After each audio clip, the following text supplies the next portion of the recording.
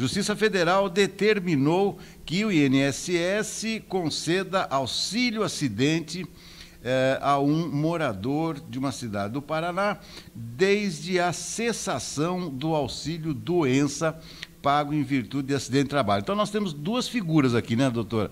O auxílio doença e o auxílio acidente. A senhora pode nos explicar melhor aqui, traduzir isso para o bom português, doutora? Sim, vamos lá. Hoje a notícia é bem interessante, eu até quis trazer esse tema para conversar, porque podem existir muitas pessoas que estejam nesse caso e nem saibam ali de como conduzir, do direito que ela tem nesse caso específico. O que essa notícia está dizendo? Primeira coisa que a gente tem que lembrar, o que é auxílio acidente? Quem tem direito? Auxílio acidente tem direito aquelas pessoas que sofreram acidente de qualquer natureza, então seja acidente do trabalho ou acidente que não seja do trabalho. Então o primeiro requisito é ter sofrido acidente e o outro requisito é tenha tido sequelas.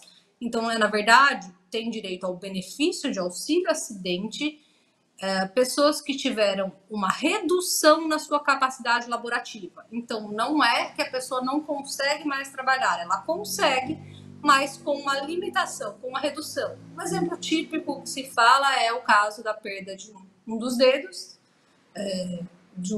nossa pessoa, ao invés dos 10 dedos, agora ela tem 9 dedos. Então, a perda de um dos dedos é um exemplo típico, entre outros. Se consegue trabalhar, mas há uma redução. Tá. Isso é o caso, isso são os requisitos do auxílio acidente. O que essa reportagem está dizendo, não só essa reportagem, jurisprudência, enfim, que algumas pessoas não sabem. Quando essa pessoa vai e pede ao INSS, às vezes o INSS ele vai e ele concede o auxílio doença, aquele benefício de incapacidade temporária. Tudo bem.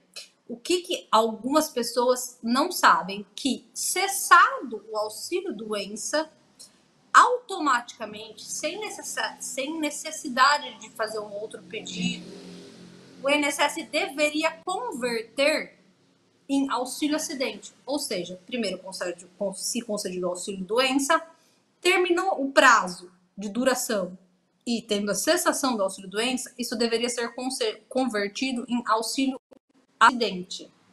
E aqui que tá o que a gente fala pulo do gato, porque nem sempre isso acontece, muitas vezes não. E aí essa pessoa, ela pode, que teve essa redução na capacidade de trabalho, depois de um período, entrar com uma ação judicial ou até mesmo administrativa no INSS ou na justiça e solicitar auxílio doença, auxílio acidente. Tudo bem. Ela vai receber dali para frente. Imagina que vai receber dali para frente, mas que é interessante dessa notícia é que ela tem direito a todos os atrasados, desde o dia em que cessou o auxílio-doença. Então, por exemplo, imagina que uma pessoa teve um auxílio, preencheu os requisitos do auxílio-acidente, mas o INSS, quando ela deu entrada no pedido, o INSS concedeu o auxílio-doença, até porque o cálculo do auxílio-doença ele é maior do que o do auxílio-acidente. Mas o auxílio-doença durou só um período. Então, vou inventar um caso aqui para, por exemplo, ficar fácil para a gente entender. Imagina que uma pessoa deu entrada no benefício em janeiro de 2023 e recebeu auxílio-doença até abril de 2023, por exemplo. Aí cessou.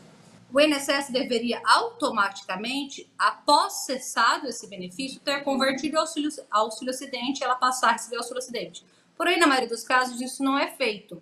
E aí, nesse exemplo que eu inventei, essa pessoa vai agora em 2024 e entra administrativo ou até mesmo a justiça buscando a concessão do auxílio acidente, que ela teve uma redução na sua capacidade de trabalho.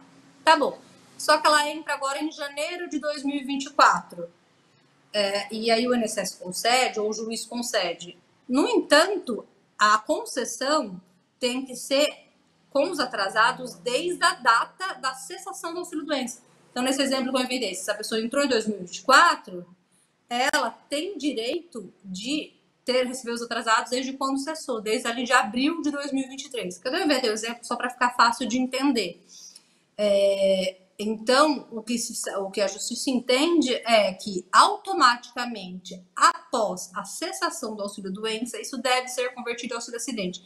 E se assim não foi, essa pessoa tem o direito à concessão do auxílio-acidente, claro, passado por perícia, comprovados os requisitos, essa limitação, enfim, preenchido todos os requisitos, porém, com atrasados desde a data da cessação do auxílio-doença, que muita gente não sabe e que algumas podem procurar o benefício, mas vão procurar só dali para frente, sem esses atrasados de todo esse conjunto. E aqui nesse exemplo eu inventei um caso pequeno, com pouco tempo de atrasados, mas se a pessoa tiver isso por muitos anos, ela tem direito de brigar por isso, por todo esse período. E aqui a gente vai, é uma ação que a gente orienta aí para uma ação judicial para discutir isso, e a justiça tem posicionamento favorável. Inclusive, esse caso em questão, né, que nós estamos analisando, se trata aqui de uma pessoa que sofreu um acidente automobilístico, né, e o perito judicial relatou que ele teve a função, ele era motorista profissional e ele teve essa função reduzida depois desse acidente. Teve uma fratura exposta na perna e aí o magistrado complementou ainda que para o período de incapacidade total já houve cobertura previdenciária. Haja vista que o autor ter recebido auxílio-doença. Ou seja, essa pessoa que era motorista, então, teve um acidente, ficou incapacitado por algum tempo e depois ficou com uma redução da capacidade de trabalho, né, doutora? Exatamente, perfeito. Dessa forma. Redução da capacidade laboral. E aí, inclusive, ele diz aqui que... E aí, nesse caso, doutora, como é que fica? Ele recebe do INSS aquilo que recebia na empresa? Não, o cálculo do auxílio-acidente ele é 50% do valor do benefício. Então, eu não estou comparando com o valor exato da empresa, porque o cálculo do benefício, aqui se eu for trazer para uma aposentadoria, o cálculo de benefício previdenciário, ele segue ali uma média. Nesse caso, ele é 50% desse valor da média. Por isso que eu falei, o auxílio-doença ele costuma ser maior, porque ele é 91% dessa média. O auxílio-acidente ele é apenas 50%, ele tem caráter indenizatório. Só que o auxílio-acidente, essa pessoa não tem impedimento de continuar trabalhando.